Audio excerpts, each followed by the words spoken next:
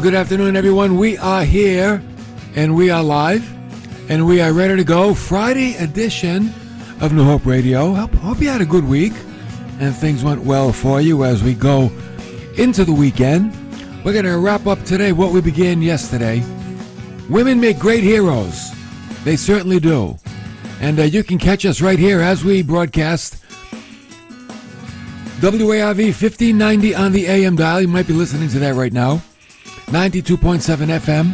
And if you're out of the area, you can go to our website at newhopecc.tv. Click the YouTube icon. Boom, there we are. Live and in person on YouTube. And you can join Aaron. He is there to host you, to meet you and greet you on YouTube as well. And if you want to be part of the program, you can text us or call us at 508-496-9368. A comment, a question, share something that's going on in your life. 508-496-9368.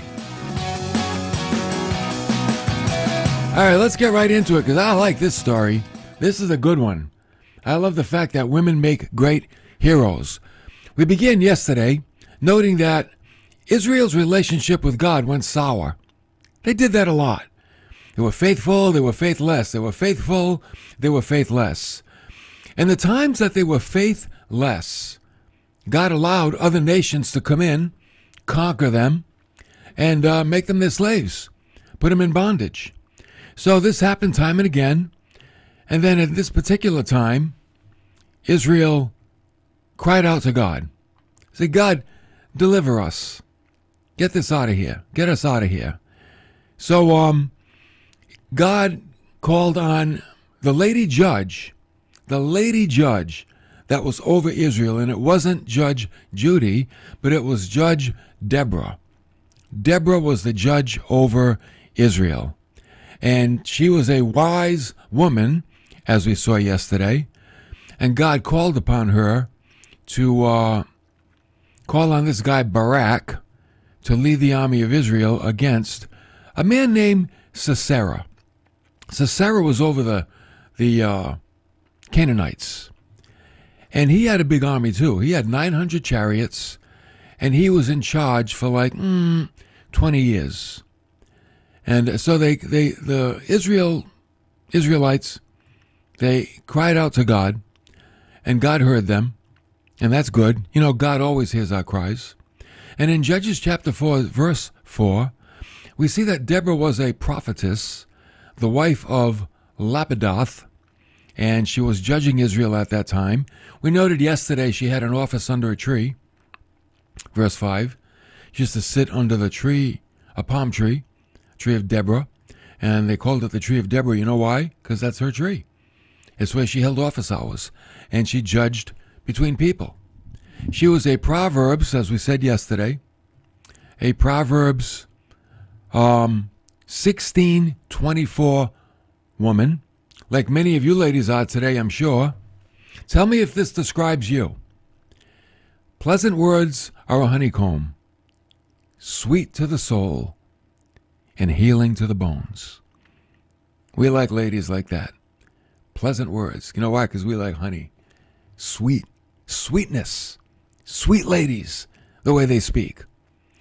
And we need some men like this. Proverbs 22:17. Incline your ear and hear the words of the wise, and apply your mind to knowledge. You know, if you get a wise wife, you better listen to her. Women can be very, very wise, and men can be foolish. And sometimes men need to listen to their wives. That's right. So Deborah called on Barak. This guy Barak, she made him commander of the army. Now, who is this guy? I don't know where he came from. She told him to draft 10,000 men, and they're going to go out there and they're going to fight for their freedom. And we noted yesterday that Deborah had great leadership abilities. She said, I will draw out to you Sisera, the commander of Jabin's army, with his chariots and his many troops to the river Kishon. And I will give him into your hand. I'm going to deliver him. All you got to do is show up and get the victory. Now, like I said, the Bible, sometimes people in the Bible, they say some really strange things. But they're all true. You know why? because the Bible is inspired by God. Barak said to her, well, if you go with me, then I'll go. But if you don't go with me, I'm not going to go. And I'm like, what? I read that and I'm like, Barak, come on, really? If Deborah doesn't go with you to the fight, you're not going to go? But if she goes, you're going to go? I'm like, what's going on with you? And maybe it's because Deborah was such an inspiring individual. You know, we need inspiring people. We saw this yesterday. This is just a quick review of yesterday for those that weren't with us. David was an inspiring person. He took 600 misfits, transformed them into a fighting force for Israel. Of course, the inspiration of Jesus changed the world, and he's still inspiring people today to keep on changing the world. So Barak, he's like, if you go with me, I'll go. But if you don't go with me, I'm not going to go.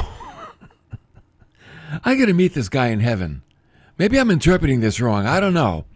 I can't see it any other way. Like, what's wrong with you, Barak? But in verse 9, Deborah is really cool. She's got a handle on the whole situation. You know, she said, I'll go with you. I'll go. But nevertheless, we're going to see this today. The honor shall not be yours on the journey that you're about to take. For the Lord will sell Sisera into the hands of a woman.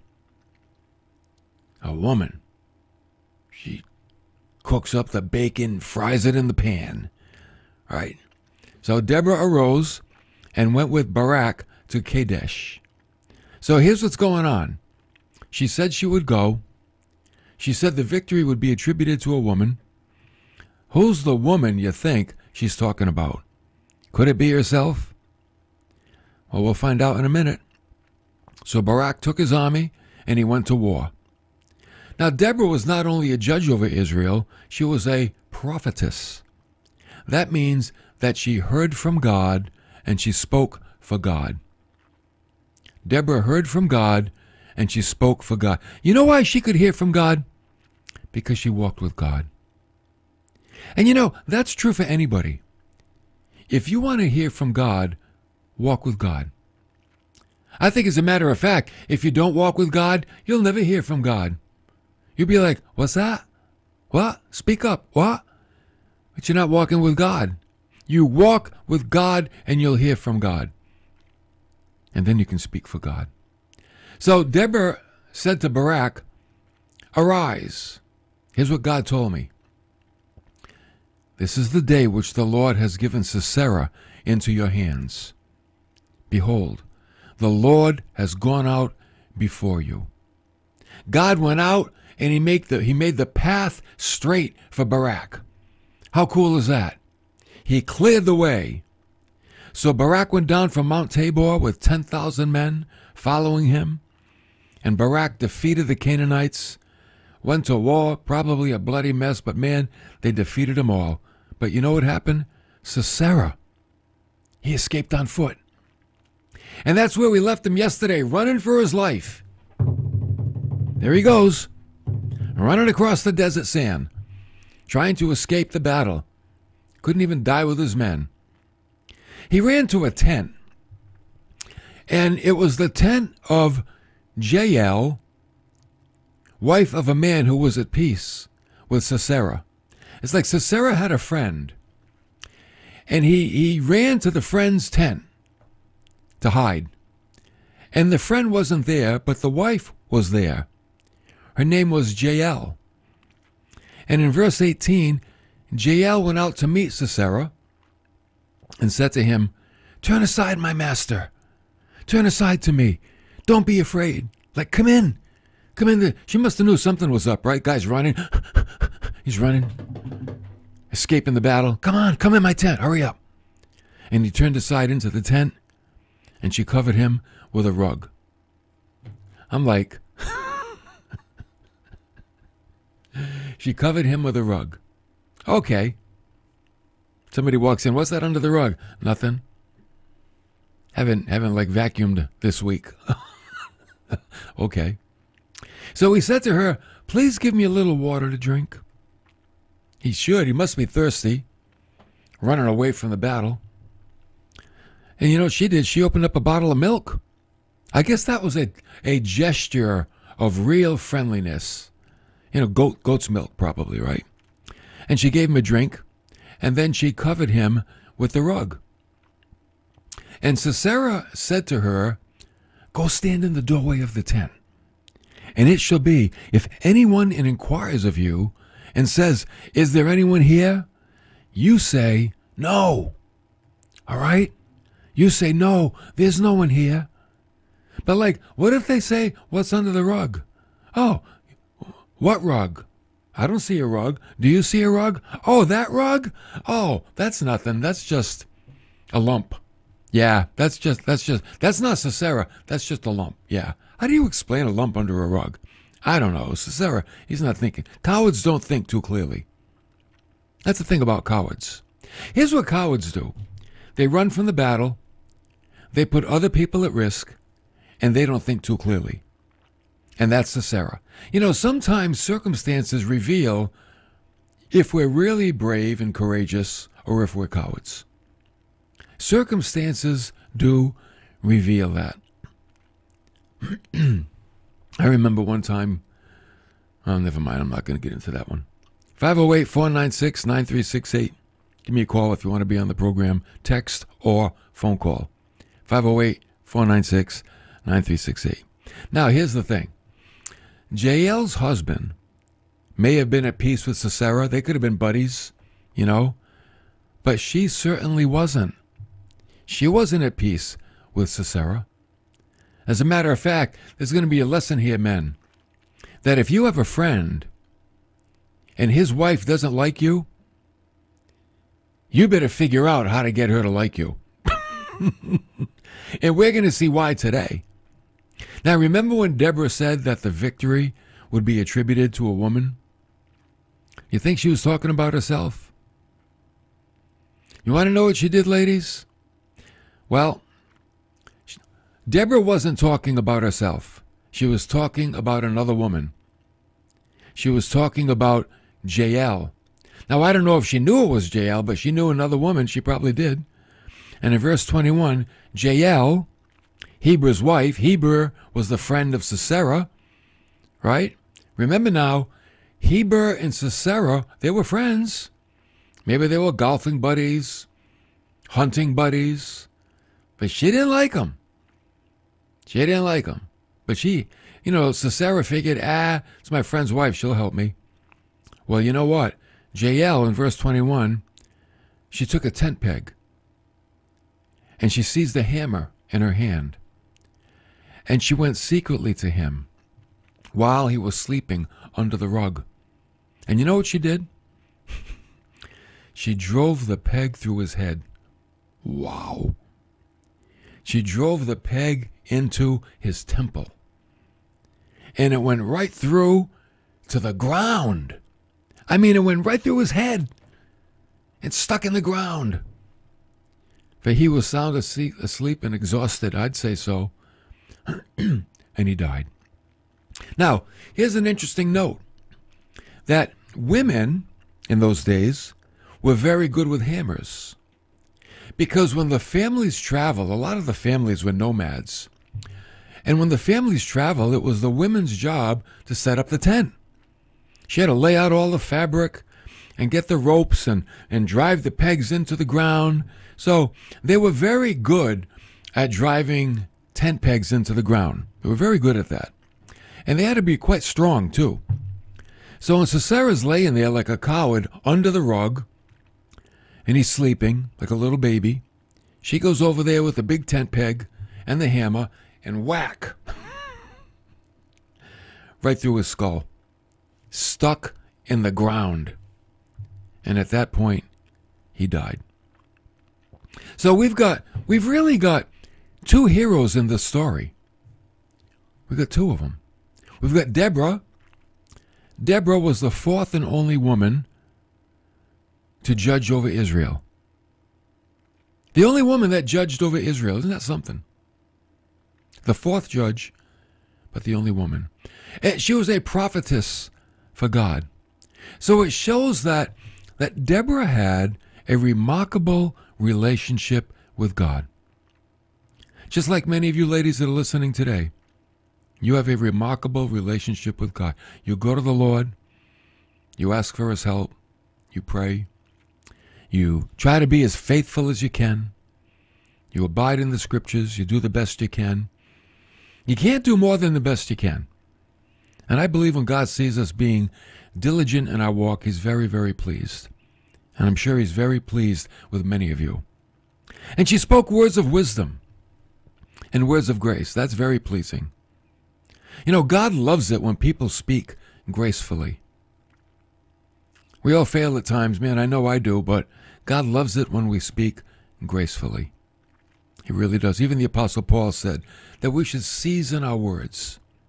Like you season food with salt, we should season our words with grace. You'll never get in trouble speaking gracefully. But you will get in trouble if you speak caustically or sarcastically or threateningly. But you'll never get in trouble when you speak gracefully. And you also look very, very wise. So not only it's how we speak, but what we speak. We speak words of wisdom. Words of wisdom are words that build up and edify. They teach, they instruct, they encourage, they inspire. That's what Deborah was. It was probably a big part of her outstanding leadership skills. I would call Deborah God's gal for the moment. God's gal for the moment. God put a calling on her life. She accepted her position in a man's culture. Don't forget, back in those days, it was a man's world. You ladies, stay in the kitchen. Set up the tent, stay in the kitchen, we'll call you. And here she is, a judge over the people of Israel. That's incredible. God's gal for the moment. That's a good goal, ladies, to be God's gal for the moment, to be available. God will call on you. He will call on you regarding certain circumstances in life, things that are happening, things that are going on. He's going to call on you. You know what? Be ready. Be ready and respond. So we've got Deborah. She's the first hero in the story, I believe. And then, of course, Jael. She's the second hero. Here's what I like about Jael. She could be a little scary. Jael was an independent thinking woman. She thought for herself. You know, it wasn't like, hey, maybe my husband likes this guy, but I don't. And maybe my husband likes hanging around with him, but I don't. And he's not going to make me like him, and he's not going to make me hang around with him because I don't like him. She is an independent woman. Nothing wrong with that. She fulfilled God's prophecy. Hey, she was in the will of God. You could look at her and say, listen, lady, calm down. You know what? She was in the will of God. God prophesied through Deborah that Jael would be the one to end Sisera's life. He said it. And so you know what she did? Kind of a lady like Deborah, she saw what needed to be done, and she did it. She saw what needed to be done, and she did it. That's what makes a hero. You see something needs to be done, boom, you go do it. You don't like stand around, oh, maybe someone will do it. Oh, I hope somebody does it. She didn't stand in the doorway and say, oh, I hope somebody comes here so they can drive a stake through Sisera's head. She said, no. I know what needs to be done, and I'm going to do it. Whack. That was it. That was the end of him. That's why women make great heroes. Never underestimate. It's true, right? You've heard this. Never underestimate the power of a woman. They make great heroes. And if you get an independent thinker, and if you get a woman that walks with God and hears from God, you better look out. You better look out, because God's going to use that lady in a very powerful way, and you better be in line. That's for sure. So these are some of the qualities that makes heroes, as found in Deborah and Jael. So let me ask you a question today, ladies. Do you want to be a hero? Would you like to be a hero? In other words, see, what is a hero? Someone that lives a life that is meaningful, that is effective, that brings good results. Nothing wrong with that. That's good. That's good. Your life makes the lives of other people better. That's a hero. So what do you have to do? What do you have to do if you want to be a hero? Well, let's review. Speak words of wisdom and speak words of grace. Where does wisdom come from? It comes from God. Doesn't come from the world. Doesn't come from the Bachelorette on TV. You'll never be a hero watching that stuff. Doesn't come from reading fashion magazines. It comes from God. God is wisdom. Speak words of wisdom and speak words of grace. You know what the Bible says about Jesus? He came in grace and truth. Yeah, man, he's all truth, but all grace too. He's both. You can't have truth without grace. Truth will kill. Grace allows truth to be received. Right? Remember when you were a little kid and you were sick? Your mother gave you an aspirin. I don't want an aspirin. Tastes lousy. Hard to swallow. So what'd she do? I know what my mother did. She broke up the aspirin on a spoon, put a little jelly on it. Here, take this, kid. And it went down easy. The grace was the jelly, the truth was the aspirin. You put them together, it goes down. Just truth, you gag. Just grace, you get cavities. It's just sweet. But you put them together. You want to be a hero? Speak words of wisdom and grace. Secondly, have a remarkable relationship with God. You know, that's your most important relationship, ladies. Even over your husband. You know why? Because through God, you'll learn how to have a great relationship with your husband. You'll learn. God will teach you everything. He'll teach you everything you need to know. He certainly will. So work on having a remarkable relationship with God. Then thirdly, accept where God has you for now in life. Wherever God has placed you, accept it, okay, and make the most out of it. Do the best you can in that spot. I'm going to do a message one day. Bloom where you are planted. Wherever you're planted, bloom. Bloom there, like Joseph did in the dungeon. Accept where God has you for now in life, okay? And then fourthly, be a thinker. Be a thinker. Think for yourself. You're not a robot, you're not a clone, and you're not a drone. Think for yourself. With the Word of God, be a thinker. God made you to think. Be a thinker. Okay? And then fourthly, or is it fifthly? I'm confused.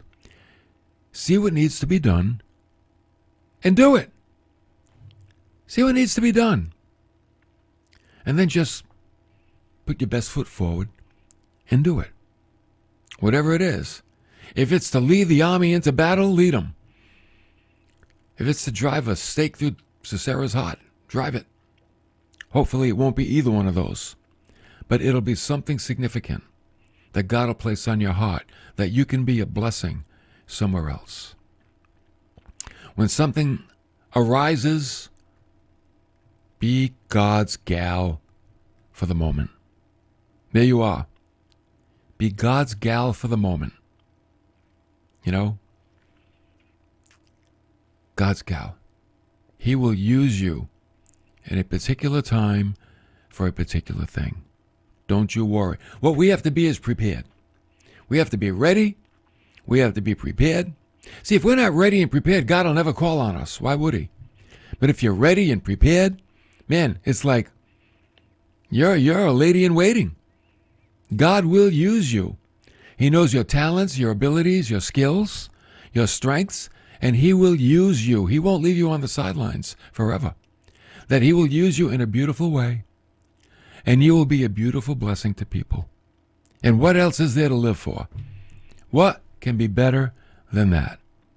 Nothing I can think of. You have found your purpose for life. You found your reason for living. So some of these little requirements, they're not that hard. They're actually, here it comes, the normal Christian life. That's the normal Christian life. In the normal Christian life, God prepares us to be heroes, to be used in very, very powerful ways. That's for sure. Let God use you in a very, very powerful way. Hey, let me tell you what's going on here Sunday here at New Hope.